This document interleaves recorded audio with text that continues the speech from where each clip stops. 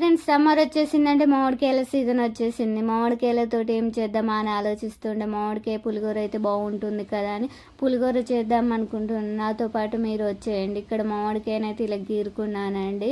ఇలా గీరుకొని పక్కకు పెట్టుకున్నాను. ఇప్పుడు బౌల్ పెట్టుకొని అయితే ఆయిల్ పోసుకొని ఆయిల్ వేడాక పోపు గింజలు వేసుకున్నాను.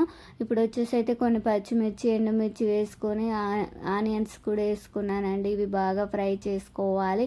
ఇప్పుడు వచ్చేసి అయితే శనగపప్పు పల్లీలు వేసుకొని బాగా ఫ్రై అయ్యాక కొంచెం కరివేపాకు వేసుకొని బాగా కలుపుకున్నాను. కొంచెం జీలకర్ర కొంచెం వెల్లుల్లి వేసుకొని బాగా కలుపుకోవాలి. ఇప్పుడు వచ్చేసి అయితే కొంచెం సాల్ట్ వేసుకున్నాను.